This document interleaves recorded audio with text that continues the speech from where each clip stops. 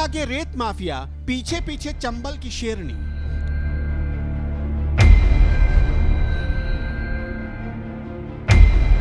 गाड़ी पर ताबड़तोड़ होते हमले, लेकिन फिर भी पीछे नहीं हटी ये शेरनी।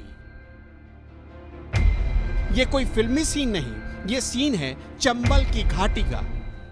वही चंबल की घाटी जिसका नाम आपने फिल्मों में बहुत देखा और सुना होगा। कभी डाकुओं का गढ़ माने जाने वाले इस चंबल की घाटी में आजकल रेत माफियाओं ने तांडव मचाया हुआ है। ना जाने कितनी बार रेत माफियाओं ने यहां प्रशासन के भारी भरकम अमले को खदेड़ा है। टास्क फोर्स पर फायरिंग, पथराव करना तो इन माफियाओं का शगल है। आईपीएस नरेंद्र कुमार, आरक्षक हरपाल सिंह चौहान, ऐसे कई सरकारी अफसर और कर्मचारी हैं जो रेत से लदे वाहनों से कुचल दिए गए।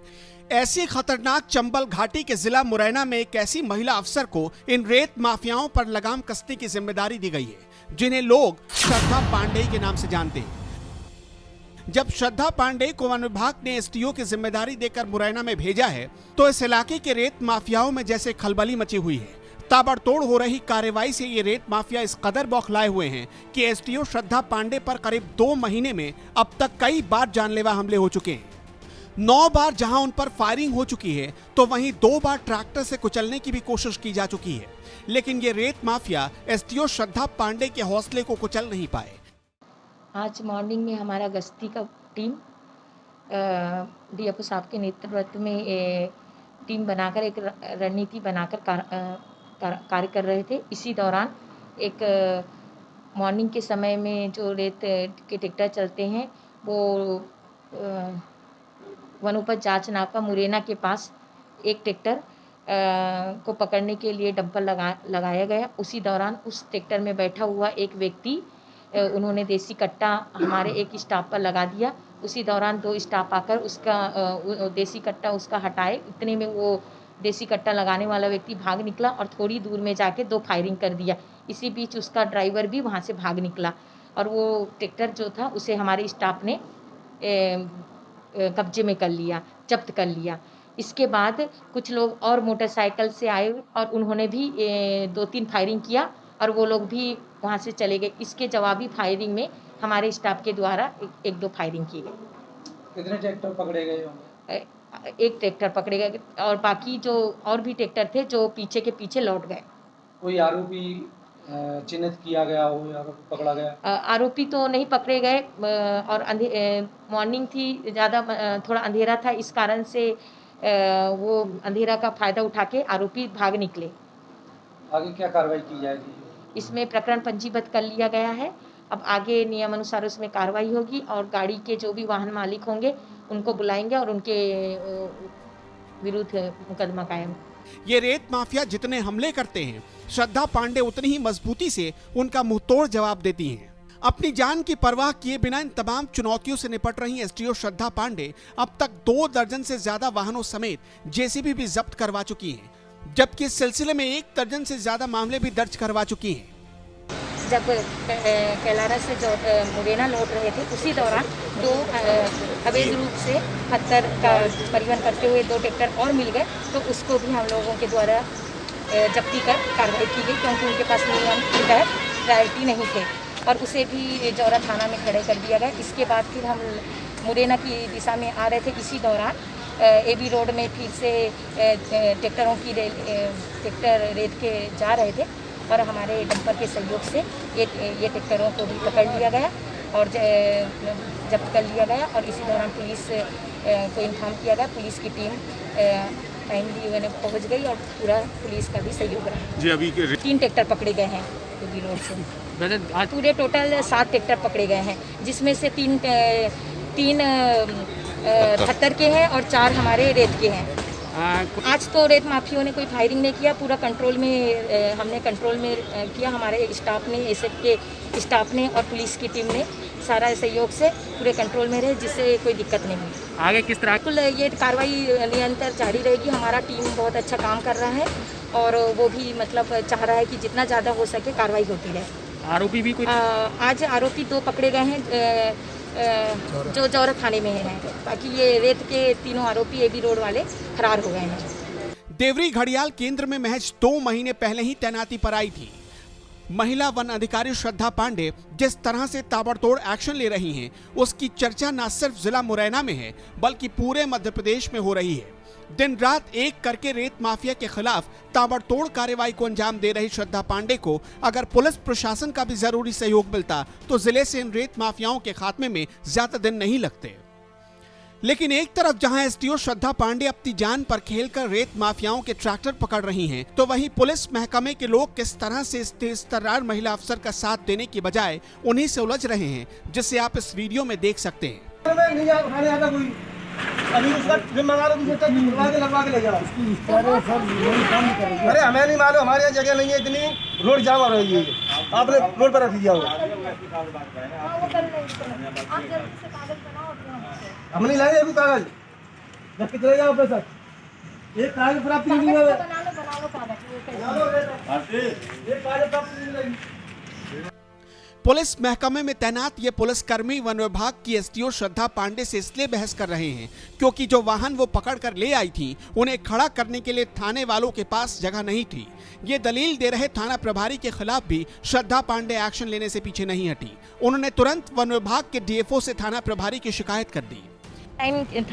थाना प्रभारी मना कर रहे हैं कि हमारे पास जगह नहीं है, और जबकि ये ट्रैक्टर की स्थिति इतनी खराब है कि बड़े मुश्किल से यहाँ लाया गया है, ये चल भी नहीं पा रही है ट्रैक्टर।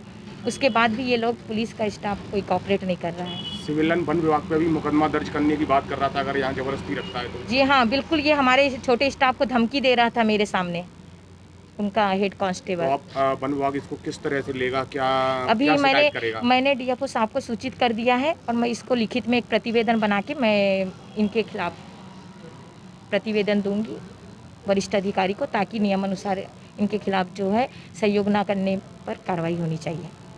चंबल की घाटी में खनन माफियाओं से टकराने के भयावह अंजाम और अतीत को जानने के बावजूद श्रद्धा पांडे के एक्शन को देखकर लोग ये कहने को मजबूर हो गए कि आखिर वो किस मिट्टी की बनी हैं और माफियाओं के खिलाफ ऐसी साहसिक कार्रवाई करने के लिए हौसला कहां से लाती हैं।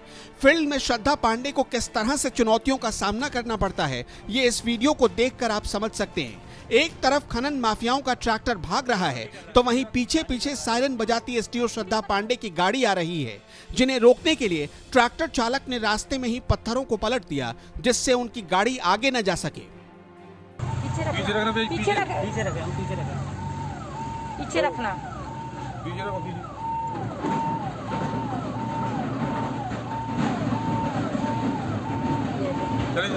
चलो। ये तो सिर्फ एक तस्वीर थी।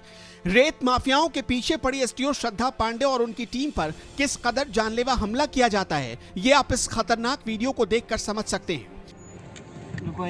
अरे फायर हो जाएगा, फायर थाने। हट जा।